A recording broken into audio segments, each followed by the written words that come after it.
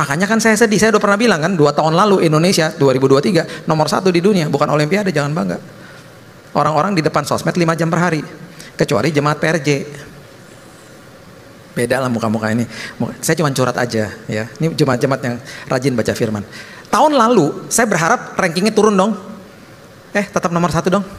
Dan jamnya bertambah jadi 7 jam per hari. Ngapain aja? What are you doing 7 jam? Itu kalau dikurang dari 24 jam dikurang 8 jam. Waktu tidur lah anggap 8 jam ya. Tinggal 16 jam dibagi sama menitnya.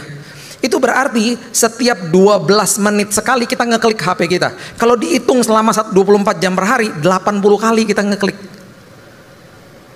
Mending baca firman. Yang dilihat ya gitu-gitulah, sampah semua akhirnya. Terus kita juga nggak paham, akhirnya kita jadi netizen yang debat kusir aja, kerjanya nyinyir aja. Kita nggak paham bahwa kita punya mimbar di situ.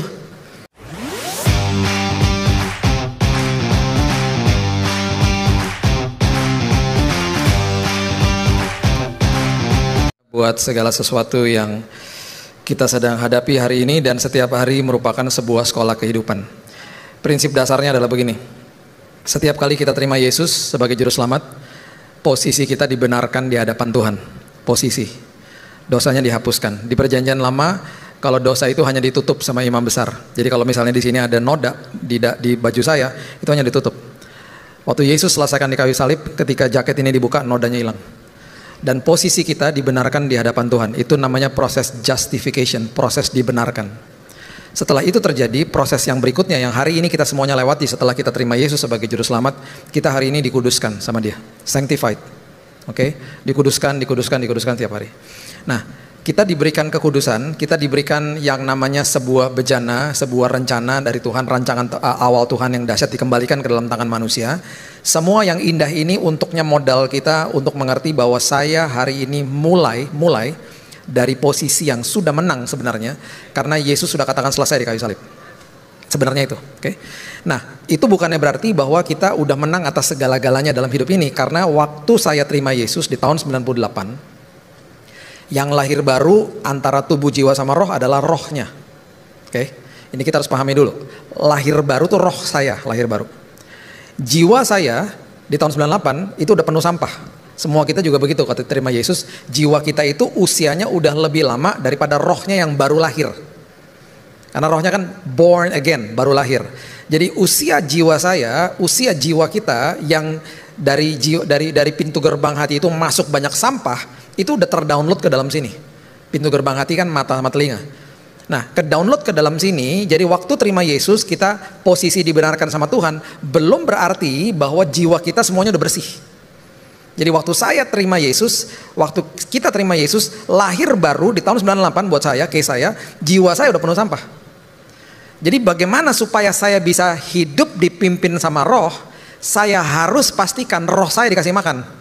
Supaya makin kuat, makin lebih kuat, makin berotot, makin lebih perkasa, lebih kuat daripada jiwanya. Nah, jika satu hal terjadi yang betul-betul kita tidak tanggung jawab, yaitu kita tetap tidak menjaga penglihatan, pendengaran, kita nggak sortir apa yang masuk, kita tanpa kita sadari kita lagi kasih makan jiwanya. Yang udah penuh sampah dikasih sampah terus. Dan akhirnya kita nggak akan ada tuh victory over anxiety, victory over fear, kemenangan di atas yang namanya kekhawatiran lah, ketakutan lah. Terus kita punya self image yang salah lah, terdistorsi semuanya. Kita nggak akan ngalami itu akhirnya. Karena yang dikasih makan adalah jiwanya. Itu sebabnya baca firman Tuhan, kemudian berdoa itu hanya baru entry level namanya. Entry level. Jadi itu aja, baca firman sama berdoa, kehidupan intim sama Tuhan, itu level di situ aja nih, level entry-nya aja, itu udah nggak bisa lagi di level keharusan. Udah masuk harusnya level yang namanya gaya hidup, lifestyle. Kalau kita masih kehidupan, ini paling dasar ya, baca firman sama berdoa, itu masih di level keharusan, yang terjadi adalah kita capek, lupa, berontak. Siapa yang diharuskan? Anak kecil. Jadi waktu kita baru lahir baru, kita kan masih baby nih ya, bayi rohani, orang-orang bilangnya kan, masih bayi rohani, karena memang rohnya kan baru lahir. Nah, roh itu harus dibawa ke dalam sebuah pemahaman, harus dikasih makan yang namanya baca firman, yang namanya kemudian berdoa setiap hari, melakukan sebuah keintiman sama Tuhan setiap hari. Itu kalau masih di level keharusan, kita kayak anak kecil gini, udah gosok gigi nggak? Lupa. Belajar dong, capek belajar terus. Udah waktunya makan ntar aja. Capek, lupa, berontak. Sekarang saya mau tanya, semua udah besar-besar kan di sini? Masih diteleponin sama mamanya, sama papanya. Kamu udah gosok gigi nggak? Tadi pagi, kan nggak mungkin. Kenapa? Karena gosok gigi udah berubah sekarang jadi gaya hidup. Tadi pagi semua bangun pagi gosok gigi udah, nggak ada yang nyuruh karena udah dari dalam sini. Makan sama minum juga, udah nggak kayak anak kecil lagi diharuskan makan, disuruh duduk, disuapin, udah nggak, nagih dari dalam sini, makanya kita lapar. Kan nggak mungkin ada orang datang ke saya ngomong gini, Pak bagi makan dong, saya udah seminggu nggak makan. Hebat banget, puasa. Lagi bulan puasa ya gitu. Enggak Pak, saya tuh baru inget loh, seminggu lalu ya abis 2 PM tuh makan saya terakhir. Abis itu selama sepanjang minggu tuh saya sibuk banget kerja, saya lupa makan Pak. Saya baru rasa lagi nih lapar nih sekarang nih pas ibadah 2 PM lagi nih seminggu setelah itu. Kan nggak mungkin, karena makan sama minum udah nagih dari dalam sini. Tapi masih banyak orang ngomong begini, udah doa nggak? Iya gue lupa baca firman tadi pagi, gue lupa. Yang gue lakukan malah pas gue bangun pagi, gue nyari HP, gue buka postingan temen gue yang gue lagi kesel, gue ngeliatin aja postingan dia di luar negeri, gue sebel banget, flexing loh gitu. Kenapa? Karena belum jadi gaya hidup. Kalau udah jadi gaya hidup, nagih dari dalam sini. Tanya nih teman saya Yosi ini, berkali-kali teman-teman saya main ke rumah, teman-teman baik saya, rumah saya udah kayak open house lah buat mereka. Berkali-kali mereka main ke rumah, berkali-kali juga saya nggak ada di luar sama mereka. Mereka hangout aja sendiri. Terus kalau dia tanya aja sama dia, Billy ngapain? Lagi di dalam kamar, lagi belajar. Karena waktu saya belajar. Karena saya nagih firman Tuhan. Bagi saya tuh sesuatu kebutuhan setiap hari udah. Jadi saya nggak bilang semuanya udah kayak saya harus belajar. Nggak gitu juga. Maksudnya gini deh, mulai dari hal yang sederhana deh. Bangun pagi, berapa banyak diantara kita yang langsung buka renungan harian? Atau buka firman Tuhan, atau paling tidak duduk bilang gini, makasih ya Tuhan buat hari yang baru. Tanpa kita sadari, baru bangun pagi. Saya kalau bangun pagi, saya akan minum air aqua 600 ml. Karena saya mau tubuh saya sehat toh. Habis itu tunggu setengah jam, saya akan minum jus segini, hampir seliter. Macam-macam tuh dicampur, kadang-kadang whole fruit, jadi fruitnya dipotong-potong aja. Habis itu baru tuh saya beraktivitas, nge-gym lah segala macam, dan saya jaga makan. Kenapa? Karena saya mau tubuh saya sehat. Kita belajar nutrisi, belajar cara makan, pada nge-gym semuanya segala macam. Tapi kenapa kita nggak kasih makan rohnya yang sama sesuatu yang benar? Udah gitu nanti ketika ada sebuah tekanan, yang mengambil keputusan bukan rohnya, makanya hidupnya nggak dipimpin sama roh. Yang ngambil keputusan tiba-tiba yang keluar sampah yang di dalam sini. Input menentukan output. Makanya di 2 Petrus 2 ayat 7-8 dikatakan Lot itu orang yang benar. Tetapi tiap hari ia menderita oleh cara hidup orang-orang yang betul-betul bejatlah di luar, karena dunia penuh dengan kegelapan. Karena dia tinggal di tengah-tengah mereka, sama seperti kita tinggal di tengah-tengah dunia yang penuh dengan kegelapan. Dan setiap hari Lot ini orang yang benar, sama seperti kita, orang yang sudah dibenarkan, melihat dan mendengar perbuatan mereka yang jahat itu, sehingga jiwanya tersiksa. Dengan kata lain, jiwanya dimasukin sampah. Makanya kan saya sedih, saya udah pernah bilang kan 2 tahun lalu Indonesia 2023 nomor 1 di dunia, bukan olimpiade, jangan bangga. Orang-orang di depan sosmed 5 jam per hari, kecuali jemaat PRJ. Beda lah muka-muka ini. Saya cuma curhat aja ya. Ini jemaat-jemaat yang rajin baca firman. Tahun lalu saya berharap rankingnya turun dong. Tetap nomor 1 dong. Dan jamnya bertambah jadi 7 jam per hari. Ngapain aja? What are you doing 7 jam? Itu kalau dikurang dari 24 jam dikurang 8 jam, waktu tidur lah anggap 8 jam ya, tinggal 16 jam dibagi sama menitnya, itu berarti setiap 12 menit sekali kita ngeklik HP kita. Kalau dihitung selama 24 jam per hari, 80 kali kita ngeklik. Mending baca firman. Yang dilihat ya gitu-gitu lah, sampah semua akhirnya. Terus kita juga nggak paham, akhirnya kita jadi netizen yang debat kusir aja, kerjanya nyinyir aja. Kita nggak paham bahwa kita punya mimbar di situ. Yang paling tidak kita bisa kasih ayat atau nggak forward sesuatu yang membawa kebaikan bagi orang lain. Atau nggak paling tidak ya, saya kan punya Alkitab digital, saya copy paste aja ayat hari itu. Mungkin aja udah pernah dan mungkin aja ngomong gini, tapi Pak yang like cuma 1. Beda sama postingan saya yang lain, yang like banyak. Saya mau kasih tahu, yang like cuma 1, jangan-jangan tuh orang bertobat. Nanti di sorga ketemu, Tuhan kasih tahu, kamu tahu nggak yang kamu komplain waktu itu? Yang like cuma 1 tuh orangnya tinggal deket sini tuh sekarang masuk sorga. Karena orang-orang seperti begitu, orang-orang yang butuh tiba-tiba sebuah kalimat aja yang bisa mengubahkan hidupnya dia. Orang seperti begitu membutuhkan sebuah reel aja yang ada di IG yang cuma semenit dia nggak jadi bunuh diri. Orang mau bunuh diri nggak mungkin nonton khotbah 40 menit. Matilah dia, keburu mati, udah loncat. Lama amat sih khotbah nih. Khotbah apa sih nih? Didengerin. Ih, ini orang botak banget sih. Mengkilat kepalanya, ini ngomongin apa sih, pintu gerbang hati, pintu. Aduh capek gua, loncat nih, wah mati dah. Tapi beda ketika khotbah seperti gini dipotong-potong sama yang ngedit, dikasih satu reel, 1 menit, dia nggak jadi bunuh diri. Saya ngomong gitu karena udah kejadian. Nggak jadi bunuh diri karena nonton reel 1 menit. Saya mau kasih tahu ya sama kita biar kita semua semangat nih, masih banyak muda-muda di sini. Yayasan saya, yayasan keluarga saya yang berdiri di tahun 67, kita punya satu divisi yang kita bantu hamba Tuhan. Udah 58 tahun kita bantu hamba Tuhan yang ada di daerah tiap bulan. Kita berarti apa? Kita generate laporan dari mereka. Dari zaman dulu tuh cuma sekedar surat, sekarang udah email dan lain sebagainya. Itu kita dapat laporan, dapat foto dan lain sebagainya. Banyak cerita-cerita yang saya nggak bisa ceritakan di atas mimbar lah. Banyak pertobatan terjadi di banyak lah, udah pokoknya. Indonesia by the way amazing. Saya mau kasih tahu aja, pertumbuhan orang Kristen Indonesia luar biasa, luar biasa. Nah, selama COVID yang terjadi apa? Khotbah diupload ke sosial media toh. Dari data yayasan kita doang nih, yang kita datain orangnya 2.000 orang terima Yesus selama 3 tahun. 2.000 orang, belum lagi yayasan yang lain. Kenapa? Sosmed. Kita punya mimbar, gunain mimbarnya, dan jangan pernah rasa discourage. Karena itu bisa dibaca sama siapa aja. Makin banyak yang membanjiri sosial media dengan itu, makin banyak chance atau kesempatan orang bisa terima Yesus. Saya punya teman tinggal di Pulau Jawa, tinggal di kota kecil, kota kabupaten. Dia setiap hari cuma postingin ayat Alkitab. Sesekali dia forward video lah. Cuman itu dong. Di platform sosial media yang juga sangat sederhana biasa aja. Kalau nggak salah cuma Facebook. Ada yang ngeliat di Pulau Sumatera, di sebuah desa, yang akhirnya koresponden sama dia. Ini orang bukan orang percaya, bilang gini, Pak, saya diberkati deh Pak, saya sampai akhirnya penasaran, sampai akhirnya saya buka Alkitab di HP saya. Kan Alkitab bisa dibuka di mana aja. Saya buka Alkitab di HP saya mulai belajar. Pak, saya betul-betul sekarang mengambil keputusan. Kenapa saya kontak Bapak? Karena saya terima Yesus sebagai juru selamat atas hidup saya. Pak, saya pengen banget Pak dibaptis, cuman saya nggak punya uang untuk ke Pulau Jawa. Si teman saya juga nggak punya uang untuk ke Sumatera. Yang terjadi apa? Baptis online. Teman saya bilang gini, ada sungai nggak deket situ? Ada Pak. Ya udah ke situ aja. Dia ke sungai, ya.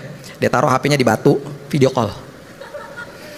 Teman saya yang di Pulau Jawa gini, dalam nama Bapa, Putra dan Roh Kudus, aku baptis dirimu. Terus yang orangnya yang di sungai baptis diri sendiri. Jelek, udah selesai, beres, terima Yesus. Kenapa? Sosmed. Makanya jangan nyinyir di sosmed. Terus debat-debat kusir nggak penting banget, tau nggak? Kasih kebaikan Tuhan, kasih tahu good newsnya Tuhan kepada mereka. Nah dengan itu aja kita juga belajar sama diri kita untuk ngontrol diri kita kan. Kita ngontrol apa yang kita masuk lewat pintu gerbang hati. Lama-kelamaan kita udah kasih makan sama diri kita sendiri, kasih rohnya makan yang luar biasa. Akhirnya ketika ada tekanan, yang mengambil keputusan akhirnya hidup dipimpin sama roh. Ingat, kasih itu adalah keputusan. Kasih itu adalah salah satu bagian daripada buah roh. Itu sudah ditempatkan di dalam hidupnya manusia. Temannya kasih, yang ada di dalam perasaan atau jiwa itu namanya jatuh cinta. Siapa yang pernah jatuh cinta? 1, 2, 3 angkat tangan sama-sama saya. Aduh banyak bohongnya, aduh banyak banget yang nggak bohong, yang bohong angkat tangan. Jatuh cinta itu bisa hilang kapan aja. Jatuh cinta itu bisa lenyap kapan aja, karena letaknya di dalam emosi manusia. Di dalam jiwa tuh ada emosi, pendapat, yang namanya kehendak, perasaan, pikiran tuh semuanya di dalam jiwa. Semua yang letaknya di dalam jiwa sifatnya semu. Sifatnya bisa hilang terusik kapan aja. Tetapi yang letaknya di dalam roh itu kekal, nggak bisa diganggu gugat. Makanya kasih, kemudian ada damai sejahtera, ada sukacita, itu semuanya buah roh, letaknya di roh. Temannya, ini contoh aja ya, temannya damai sejahtera yang ada di dalam jiwa, namanya ketenangan. Ketenangan bisa hilang kapan aja, tetapi damai nggak bisa dicuri sama iblis. Makanya dikatakan apa? Damai yang melebihi akal budi. Ketika ada masalah, damainya melebihi akal budi, karena nggak bisa dicuri. Ketenangannya hilang. Satu lagi sukacita. Sukacita letaknya di roh. Bahasa Inggrisnya joy. Makanya the joy of the Lord is my strength. Temannya joy, temannya sukacita, itu namanya kesenangan atau happiness di dalam jiwa manusia. Happiness, kesenangan bisa hilang kapan aja. Sekarang saya tanya, waktu saya terbaring di rumah sakit kena cancer, senang nggak? Ya nggak ada lah orang yang senang di balik rumah sakit. Bilu senang nggak di rumah sakit? Ya enggak lah.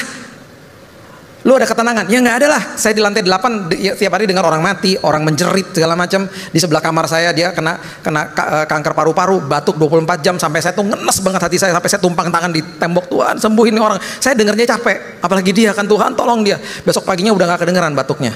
Saya seneng dong, saya tanya sama suster, suster apa kabar sebelah? Tadi jam 5 pagi udah meninggal. Saya nggak berani doain orang habis itu.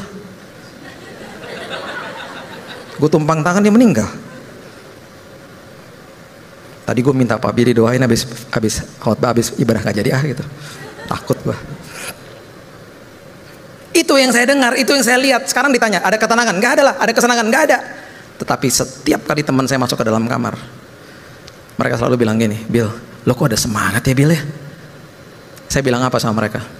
Di dalam ketidakpastian, di dalam badai kehidupan, damai dan yang namanya sukacita tidak akan pernah bisa punah dari hidupmu. Itu penyertaan Tuhan namanya. Nah, ini prinsip dasarnya ya. Saya mau kita belajar to have victory over anything. Sekarang gini, prinsipnya gini. Setiap kali kita ngelihat sebuah masalah, kita punya dua pilihan. Karena setiap kali ada masalah keluar, kita kayak orang yang ditekan, kita adalah orang yang terpojok, dan aslinya kita keluar. Aslinya keluar. Makanya nggak bisa memvalidasi saya ketika saya berdiri atas mimbar, nggak bisa. Nggak bisa. Kita kalau ketemu di gedung gereja semuanya manis-manis kok. Harus validasi saya tanya sama orang di rumah. Istri saya, 2 anak saya sama mbak yang kerja di rumah. Satu udah 25 tahun kerja sama saya. Billy Lantang, kalau dalam tekanan ngapain? Itu mereka baru bisa validasi dengan benar. Mbak saya di rumah ya, kerja sama saya 25 tahun, galakan dia. Saya udah bilang sama dia, Mbak, kalau hari Senin jangan ketok-ketok kamar. Karena saya nih abis ini kan saya harus ke Pluit nih, ke CK7 di Pluit. Tadi pagi di intercom 3 kali, berarti 5 kali kan? Ntar sampai rumah udah jam 7. Minggu lalu sampai rumah jam 9. Capek, hari Senin hari libur. Jadi saya mau tidur sampai siang. Sampai jam 8, jam 9. Saya mau relax pokoknya. Istri saya juga kalau pagi pergi diem-diem, dia nge-gym duluan lah, dia ngantar anak sekolah lah, dia diem-diem perginya. Nah, mbak di rumah saya tuh suka ngetok kamar kalau minta uang buat tukang sayur. By the way, saya di rumah yang ngurusin gitu-gituan ya, bukan istri saya. Agak-agak kebalik nih di rumah saya. Jadi kalau ada bocor-bocor, ada pintu rusak segala macam, istri. Uang sayur, ya, pesan galon Aqua, Indomaret, urusan gitu-gituan, saya. Balik ya. Istri saya tuh agak-agak MacGyver soalnya. Agak-agak jago kayak. Kemarin anak saya kan pergi kan, dia mau ada ibadah sore-sore.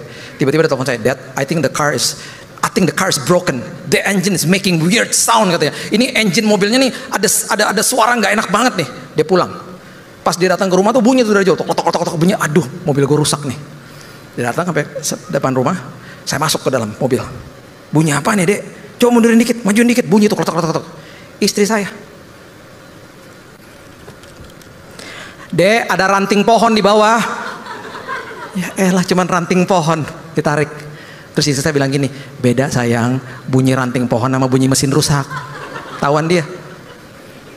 Saya bilang sama anak saya nih, istri saya kerja di F1 aja, jadi pit stop sana. Jago amat gitu. Tuh, that's my wife. Jadi saya tuh urusan begitu-begituan tuh, urusan uang belanja gitu-gitu. Hari Senin diketok, jam 8 pagi. Saya buka kamar.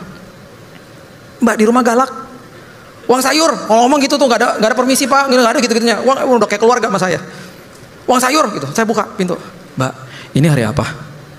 Astagfirullah. Iya, hari Senin Pak, minta maaf Pak, minta maaf gitu. Saya udah nggak bisa tidur. Apa habis itu saya marah-marah? Mulai hari ini portal tutup. Nggak ada tuh tukang-tukang sayur masuk sini, no akses. Dan mulai hari ini sampai selamanya keluarga Lantang makan daging, nggak usah makan sayur. Saya ngomong gitu, enggak. Saya marah-marah sama dia, enggak lah. Malah dia yang galak sama saya. Dulu waktu anak masih kecil-kecil, kalau saya lagi bawa mereka pergi, besok harus sekolah, saya ditelepon sama dia. Kalau Mbak telepon majikan biasanya ngapain? Permisi Pak, maaf Pak. Biasanya kan gitu kata-katanya ya, kata-kata sopan biasanya. Ini enggak. Posisi di mana? Emangnya gue grab car? Posisi di mana? Dia marah. Itu anak-anak, terus dia ngelain saya. Nggak tidur siang. Besok sekolah. Ini udah jam 9.30, kenapa nggak pulang? Ditaruh telepon, cekrek ditaruh. Buset deh, anak-anak gue dulu yang sewot. Karena dia sayang banget sama tuh anak-anak. Makanya anak saya waktu pergi sekolah jauh, nangis-nangisan. Sekarang udah ngambek nih karena yang kecil juga mau pergi. Udah aku pensiun aja katanya gitu. Udah lah Mbak, jangan ngambek-ngambek gitu. Terus saya bilang mana saya udah ngomong sama dia, Mbak jangan pergi ya Mbak, nanti kalau aku liburan aku nggak mau loh Mbak nggak ada di rumah gitu. Iya gitu. Ngambek kan gitu, karena sayang banget sama anak-anak gitu, galakan dia. Makanya nggak bisa kita validasi orang cuman sekali lihat doang, nggak bisa. Banyak orang ada banyak sampahnya di sini, belum tentu kita melayani Tuhan, kita menyembah Tuhan. Ayo. Karena penyembahan itu adalah segenap hidupmu. Ketika ada di belakang pintu, apakah integritas atau wholeness yang arti katanya kekudusan itu ada di dalam hidupmu? Ketika orang lihat dan orang tidak lihat, sama nggak kita seperti yang ada di depan umum gitu loh? Itu namanya integrity, the wholeness thing, the wholeness of you. Kekudusan itu arti kata kekudusan, holiness. Jadi yuk, saya mau ajak kita semua, ya.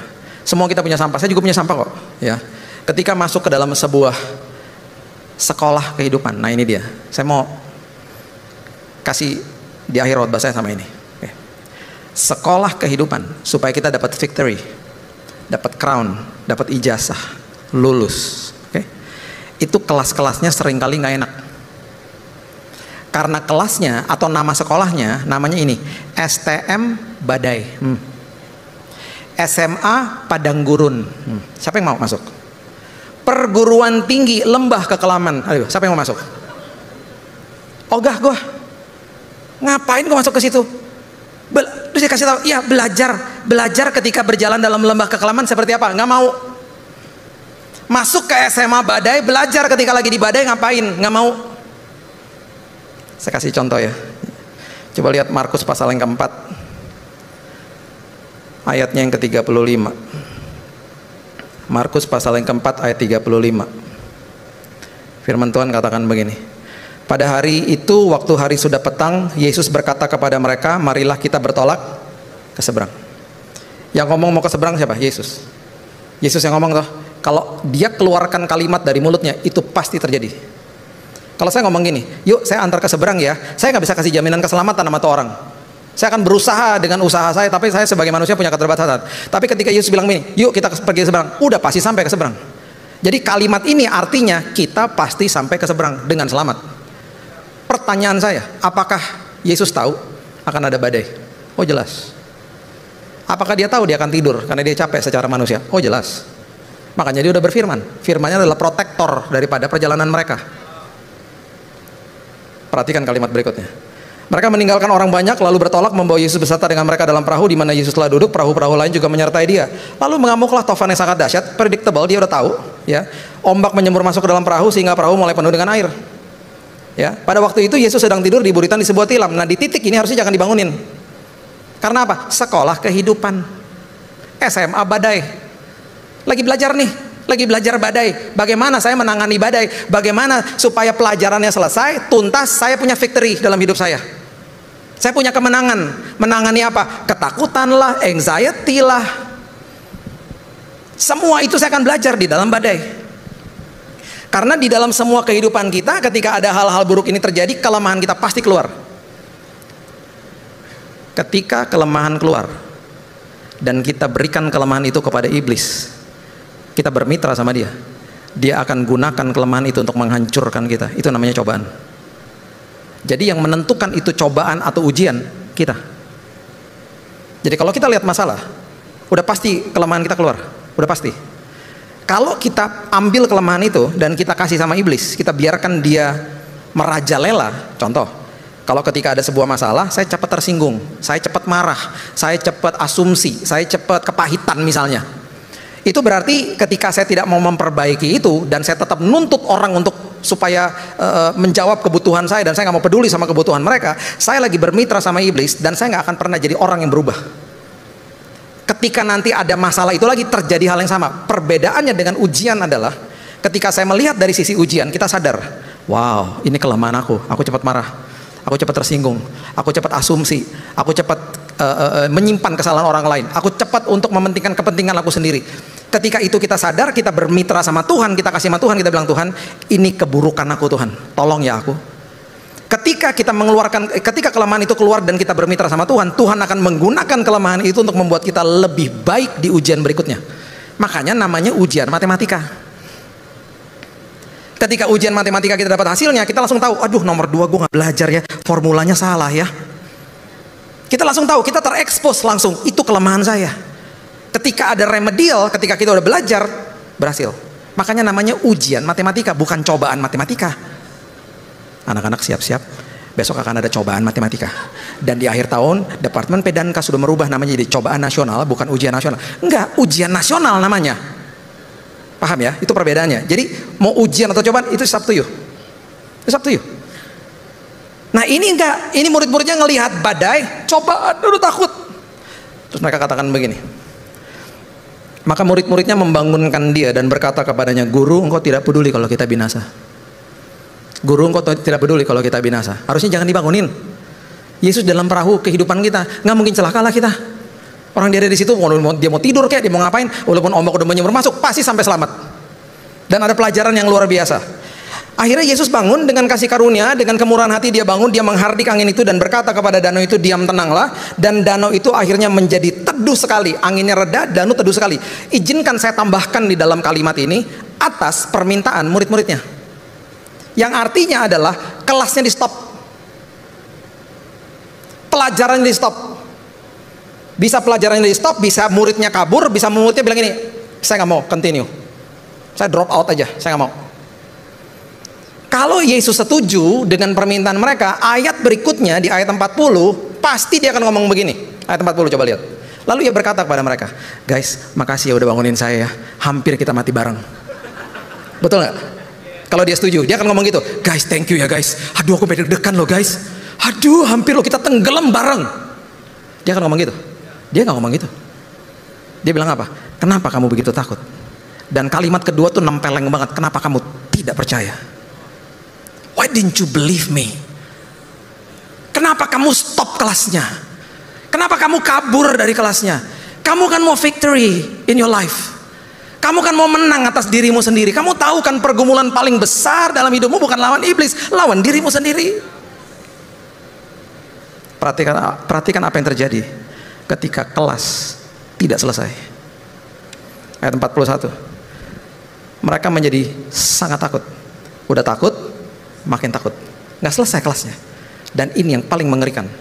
Kalimat berikutnya mengatakan begini. Mereka berkata seorang kepada yang lain, siapa gerangan orang ini sehingga angin dan danau pun taat kepadanya. Mereka tidak kenal siapa Yesus. Dan saya mau beritahu ini kepada kita semuanya. Kalau kita nggak kenal Yesus, kita tidak akan kenal diri kita sendiri. Itu udah banyak banget pembuktian di Alkitab. We will know our identity. Kita akan mengerti identitas kita ketika kita kenal siapa pencipta kita. Makanya di Yeremia dikatakan begini, hatimu licik, siapa yang tahu? Oke, saya tutup sama ini. Coba lihat Matius pasal yang ke-14 ayat yang ke-22. Sekolah badai juga. Yang tadi SMA badai 1, ini SMA badai 2. Ya. Coba lihat ini. Sesudah itu Yesus segera memerintahkan murid-muridnya naik ke perahu dan mendahuluinya ke seberang. Sementara itu ia menyuruh orang banyak pulang. Dia yang suruh. Dia yang suruh lagi ke seberang. Udah pasti nyampe ke seberang. Dia yang suruh kok. Tapi dia nggak di situ secara fisik. Tapi firman-Nya udah kembali lagi sebagai protektornya mereka. Setelah orang banyak disuruhnya pulang, Yesus naik ke atas bukit berdoa seorang diri. Ketika hari sudah mulai malam, ia sendirian di situ. Perahu murid-muridnya sudah beberapa mil jauhnya dari pantai, diombang-ambingkan gelombang karena angin sakal. Kira-kira jam 3 malam datanglah Yesus kepada mereka berjalan di atas air. Kalau kita lihat kronologisnya dalam bahasa asli, dari mereka mulai badai sampai jam 3 pagi itu kita more or less about 5 to 6 hours. 5-6 jam. Lama loh. Lama ini. Pelajaran pertama. Dia lagi kasih tahu sama mereka, aku berkuasa atas badai hidupmu. Dia jalan di atas gelora. Dia jalan di atas gelombang. Pelajaran pertama. Perhatikan apa yang terjadi. Tidak ada satupun yang minta kelasnya di stop. Gak ada. Ketika murid-muridnya melihat dia berjalan di atas air, mereka terkejut dan berseru, hantu. Lalu mereka berteriak-teriak karena takut. Pelajaran kedua. Yesus segera berkata kepada mereka, tenanglah, aku ini, jangan takut. Takut itu normal. Hidup dalam ketakutan gak boleh. Sakit hati itu normal. Kepahitan gak boleh. Kepahitan kita bisa kontrol. Hidup dalam ketakutan kita bisa kontrol. Takut kita gak bisa kontrol. Karena itu emosi. Dan takut itu perlu. Kan bahaya juga kalau tiba-tiba rumahnya ada api terus kita gak takut gitu. Ada api, seru juga ya. Enggak. Kebakaran lah rumahnya. Kita harus ada panik juga gitu. Cuman gak boleh hidup dalam ketakutan. Sakit hati itu normal. Kepahitan gak boleh. Sakit hati kita gak bisa kontrol. Sama ketika kita jatuh, ya sakit lah. Hati juga bisa sakit. Tapi kepahitan kita bisa kontrol. Yang menumbuhkan akar kepahitan diri kita sendiri. Jangan salahin orang lain.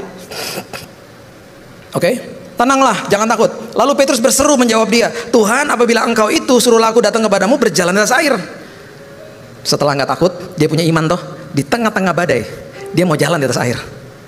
Lalu Petrus menjawab dan katakan, Tuhan, aku mau jalan di atas air. Yesus katakan, datanglah. Maka yang terjadi, Petrus turun dari perahu berjalan di atas air. Sejelek-jeleknya Petrus, dia sempat berjalan di atas air. Mungkin waktu dia habis menyangkal Yesus, murid-muridnya pada bilang, lu nggak bener lo. Ya gini-gini pernah jalan di atas air gitu. Tiba-tiba dikatakan begini, ketika dirasanya tiupan angin, takutlah ia, mulai tenggelam, lalu berteriak, Tuhan tolong aku. Yesus mengulurkan tangannya mengatakan, hai orang yang kurang percaya, mengapa engkau bimbang? Diajarin lagi pelajaran berikutnya, kalau ada di dalam badai, engkau bisa ngalamin mujizat loh di dalam badai. Buktinya kamu jalan di atas air. Pelajaran berikutnya, kalau di dalam badai, fokus sama saya, jangan fokus sama badainya. Pelajaran berikutnya, jangan bimbang, fokus. Kelasnya semua satu persatu selesai, pelajarannya tuntas satu-satu. Lalu mereka naik ke perahu ayat 32, dan angin pun redalah. Izinkan saya tambahkan lagi, angin reda setelah Yesus yang redakan, alias reda karena waktunya Tuhan yang meredakan, bukan permintaan murid-muridnya. Artinya kelasnya selesai. Gak ada yang minta untuk di stop, gak ada yang kabur dari kelasnya, semua stay there, semuanya tinggal di situ, semuanya terima kelasnya. Perhatikan ayat terakhir. Yang tadi kan mereka makin takut tuh, dan mereka gak kenal siapa Yesus. Look at this, ayat 33. Orang-orang yang ada di atas perahu menyembah dia, katanya, sesungguhnya engkau anak Allah. Mereka kenal Tuhan. Kenapa? Karena kelasnya selesai. That's the key to victory. Itu adalah kunci kemenangan dalam hidup ini. Ketika ada badai, biarin aja. Saya tutup sama ini ya. Waktu kita masih bayi, kita akan pegang jari orang tua kita. Kita masuk ke usia balita, kita pegang mainan. Kita masuk ke remaja, kita pegang HP. Kita jadi pemuda, kita pegang tangan pacar. Kita jadi mahasiswa, kita pegang ijazah. Kita masuk ke dunia pekerjaan sebagai eksekutif muda, kita pegang tangga karir. Musim berubah, yang kita pegang pun berubah. Kita masuk ke jenjang pernikahan, kita pegang tangan pasangan kita. Kita masuk ke era pensiun, kita pegang stick golf atau alat berkebun. Kita masuk ke usia senja, kita mungkin pegang tongkat. Musim berganti, apa yang kita pegang berubah-ubah. Tapi ada satu tangan yang tidak pernah melepaskan tangan kita. Tangan itu adalah tangan Tuhan. Dan kalau kita ngerti sebagai pengikut Kristus, kita pegang tangan dia. Dan kita biarkan badai itu terjadi, karena kita tahu bahwa selagi ada badai, dia berjalan bersama dengan kita. Dia lagi ngajarin sekolah kehidupan sama kita. Lulus kita. Kita punya kemenangan atas diri sendiri. Yang tadinya takut, yang tadinya khawatir, yang tadinya melihat diri sendiri sepertinya nggak ada harganya. Kita paham, kelas-kelasnya selesai, sesuai sama kebutuhan kita. Dan di ujung daripada itu semuanya kita katakan, I know you even better. I know you Lord. Itu sebabnya kita bisa nyatakan, hidupku penuh dengan kemenangan hari ini, karena kita nggak pernah stop badainya. Amin.